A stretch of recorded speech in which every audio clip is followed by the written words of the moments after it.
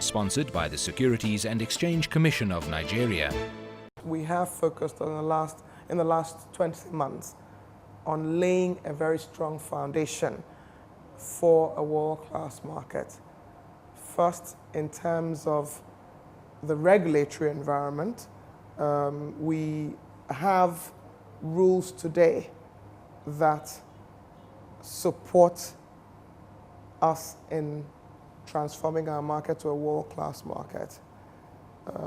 We have very strong leadership at the Nigerian Stock Exchange, and they've laid out a credible plan for building a stock market that will have a market capitalization in 2016 of $1 trillion. 5 products, 5 years: equities, bonds, exchange-traded funds, options, financial futures. We have a code of corporate governance that is first class, which we as the Securities and Exchange Commission introduced or revised. We revised our 2003 code and strengthened it such that it responds to the current environment, and it took lessons from the weaknesses that we saw from the global financial crisis. We're working with public companies to migrate to international financial reporting standards by next year. We have strengthened our enforcement machineries. And these are some of the things that we're doing to ensure that we have a very robust and strong foundation for a market that will flourish over the next 50 years. Today, even when you look at local investors, we have about 5% of Nigeria's population participating in the capital market. What we expect that we will see, given the strong foundation that we've laid, given also the emphasis that we're putting on capacity building for ourselves as regulators, for operators, also for investors, that we will have a market that will flourish. We will have a market where there will be many more local investors that will participate in the Nigerian capital market, but with knowledge. Because we do think that the first and most important in participating actively in the Nigerian capital market and creating wealth is knowledge, and building one's knowledge and leveraging financial experts where that is possible. Nigerian stocks have plunged 70% from the 2008 highs as the global financial and economic crisis took a toll on the Nigerian stock market. The road to recovery, however, is paved with a reform agenda to improve investor confidence after sharp losses from reckless speculation and the fallout of a banking crisis saw investors lose billions of naira in the failed institutions. I think the SEC had no choice. Investor confidence had eroded on the stock exchange. There were questions about transparency, corporate governance, and there was a feeling that there was a change required, especially in the senior management of the NSE. I think the SEC was right to step in when they did. The market is based on confidence. Once investors lose confidence in the market and the operation of the market, then they take their money elsewhere, and they lost confidence. There are allegations about transparency, about trades, insider trading going on unabated, and there were talks about stockbrokers using clients' money without permission, just all sorts of things which need to be nipped in the bud, need to be investigated. The new management of the Nigerian Stock Exchange is also making major changes to the way the NSE runs its business. We are putting in place both regulatory measures and market development measures. On the regulatory front, we are making sure that we're implementing our rules.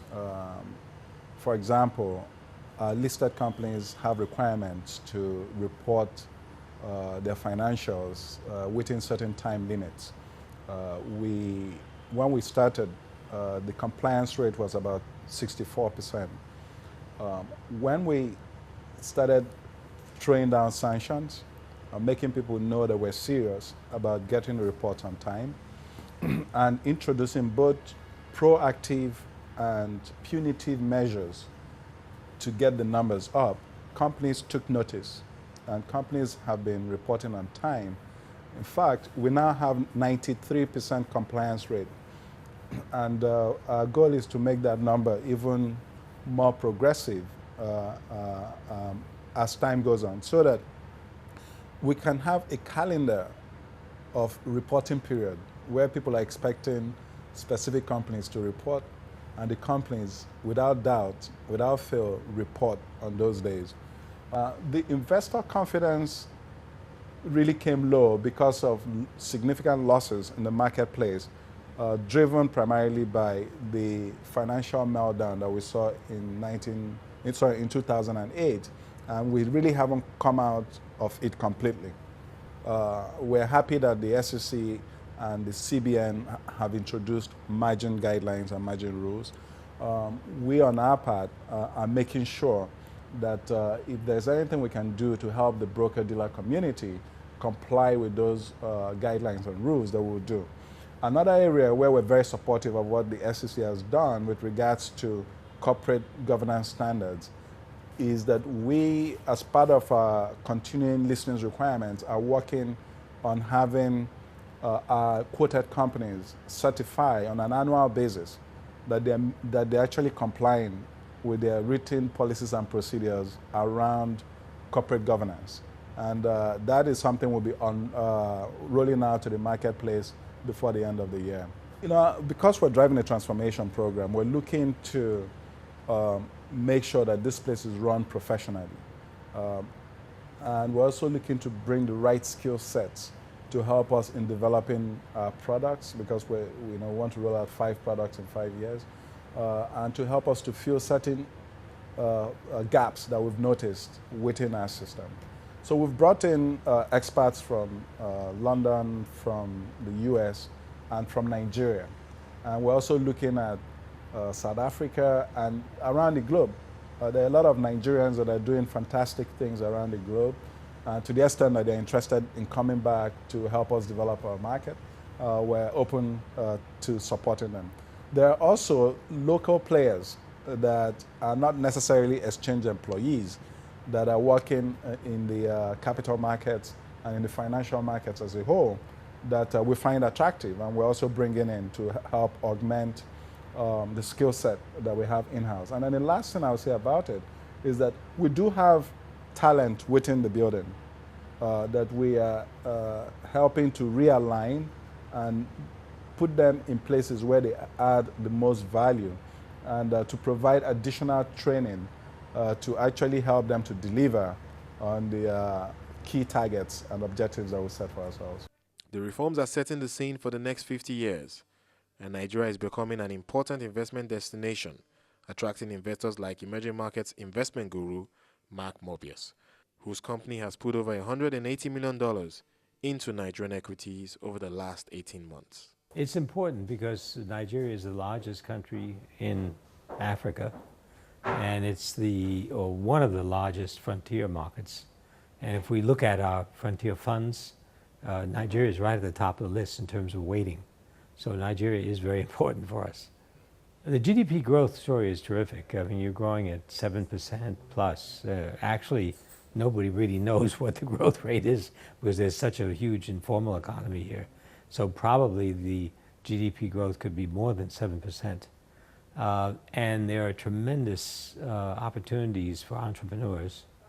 There are great entrepreneurs to begin with, and then in addition, the demand for goods and services in Nigeria is terrific. The problem is infrastructure. Electric supply is just not reliable. I mean, I was stuck in the elevator twice during this visit so far. So you have these problems which are really holding back the entrepreneurial growth in this country, which can be double, triple what it is now. We were looking at some investments in distribution, electric distribution, and the estimates are that the losses now are 30% of the total power produced is lost. In other words, not paid for.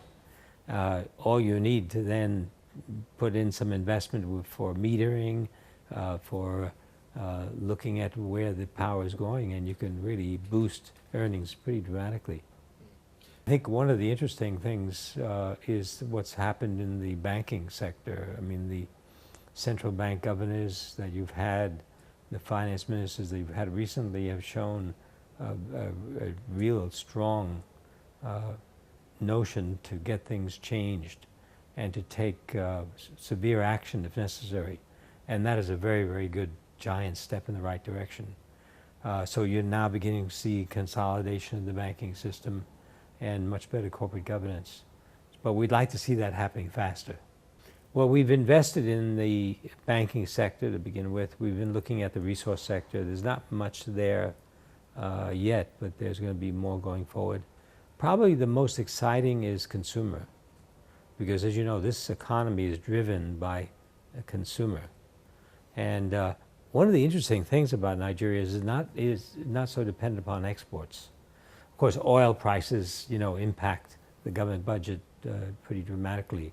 But other than that, the vibrant domestic economy and growing economy is very, very exciting, and it isolates somewhat Nigeria from any problems that Europe may be having or the U.S. may be having, and so forth.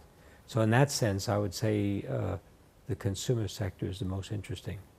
Other frontier markets we're looking at are the big ones, like Ukraine, like Vietnam, countries like that, and they have similar challenges to Nigeria, but Nigeria is probably more exciting because of its position in sub-Saharan Africa and Africa in general, its size and its reach beyond the borders of the official borders of Nigeria. The reach of Nigeria is much, much bigger. Clearly, when we look back on the last 50 years, there have been challenges, but there have been also gains that we have made as a country in terms of our capital markets. But I think what's even more exciting is what is yet to come, and positioning ourselves today such that the next 50 years will be one where the capital market can truly take its place in terms of where it should be. Because given the size of our economy, given the potential of our economy, I mean, look at what the government is doing with the power reform agenda. We are certain that the capital markets will play an important role in ensuring that the government realizes its aspirations for the power reform agenda. Even agriculture.